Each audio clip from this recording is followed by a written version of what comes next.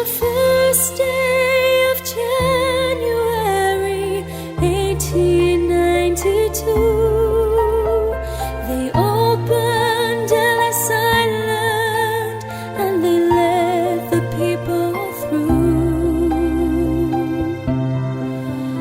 And the first to cross the threshold of the Isle of Hope and Tears was Annie Moore from Ireland, who was all of 15 years.